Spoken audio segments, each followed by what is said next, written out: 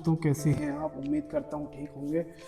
दोस्तों, आपने सुना होगा डोनाल्ड ट्रंप ने एक बयान दिया है कि अगर ईरान के बाद अब अगला नंबर क्यूबा का है। आप जानते हैं कि क्यूबा में सबसे ज़्यादा चीनी उत्पन्न होती है, कहा जाता है क्यूबा को।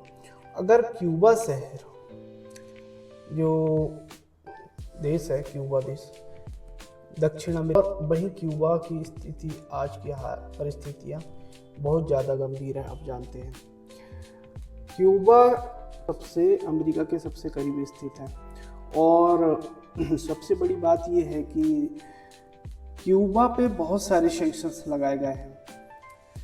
तेल सबसे ज़्यादा अभी बंद हो गया है। क्यों?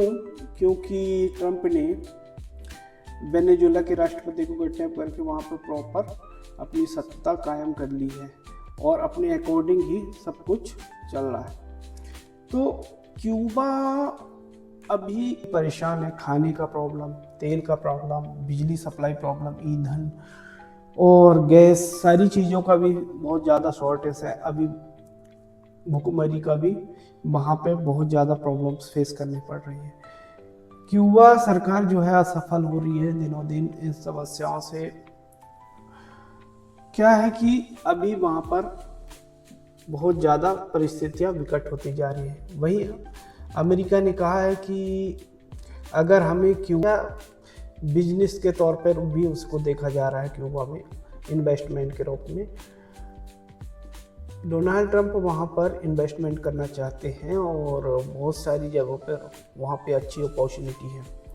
अगर क्यूबा पे आक्रमण करते हैं तो हो सकता है कि डोनाल्ड ट्रंप सैन्य कार्रवाई भी कर सकते हैं, उन्होंने ऐसा भी कहा है। लेकिन अब क्यूबा के इतिहास के बारे में मैं तुमको थोड़ा सा बताता हूँ। क्यूबा विपक्ष में रहा है और वो कट्टर विरोधी मानते हैं अमेरिका को, क्योंकि अमेरिका का कट्टर विरोधी इसलिए है कि अमेरिका ने उस पर बहुत सारे सैंक्शन लाद दिए। ऑल टाइम से उसकी इकोनॉमी एकदम क्रैश हो गई है और हमेशा अभी परिस्थितियाँ विपरीत हो गई हैं। क्यूबा खेल नहीं देगा, नहीं तो हम तुम पे भी सैंक्शन लगा देंगे। ये पॉलिटिक्स है यूएसए की।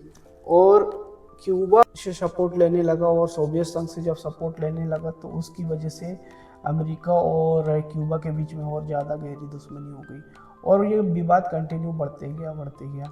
और आज भी क्यूबा पर अब अमेरिकी राष्ट्रपति ने कहा है कि हम उस पर अधिकार, जब ऐसी जगह पर है जहाँ रशिया हमेशा उसको सपोर्ट करता है और क्यूबा को कंटिन्यू रशिया का सपोर्ट था। आज की स्थिति में रूस जो है, जिन जिन देशों का समर्थन था, जैसे ईरान और चाइना, जिन जिन देशों का समर्थन था वो उन देशों को एकदम से साथ छोड़ रहे हैं। क्योंकि अभी तक हमें नहीं देखा गया कि ना ही उन्होंने वेनेजुएला के लिए कोई एक्शन लिया है, ना ही ईरान के लिए कोई एक्शन लिया है और ना ही उन्होंने क्यूबा के लिए कुछ किया। तो ऐसे में जो रशिया है, रशिया की जो बादशाहत है वो ख़त्म होती जा रही है। अन्य देश उस पर कैसे विश्वास करें? जैसे अमेरिका पे लोग शक की नज़रों से देखने लगे, वैसे ही रशिया और चाइना पे देख रहे हैं। क्योंकि आप कहते तो है कि हम तुम्हारे साथ हैं, आप हमेशा आपके साथ रहेंगे, लेकिन आप वो नहीं कर रहे हैं जो लोग चाहते हैं। उनकी जब युद्ध का समय है उनको सपोर्ट करते हैं। खबरें तो हैं कि ईरान को रूस और चाइना सपोर्ट कर रहे हैं, बट ऐसी परिस्थितियाँ नहीं आई हैं कि कभी उन्होंने डायरेक्टली कहा है कि और डायरेक्टली सपोर्ट किया है। वहीं अमेरिका को भी ईरान में बहुत सारी परेशानियों का सामना करना पड़ रहा है। उन्होंने जिस तरह से युद्ध स्टार्ट किया था, वहीं अभी ऐसा लग रहा है कि युद्ध में जो हार्मुज स्ट्रेट है उसे खोलने के लिए ट्रंप ने बहुत सारी चीज़ें करके देख लिया, लेकिन वो खोल रहे हैं। आज उन्होंने बयान दिया है कि हम किसी देश के लिए नहीं कहेंगे, जिसको तेल खरीदना है तो हमसे खरीदे और हार्मुज स्ट्रेट में जाके ईरान से सामना करें।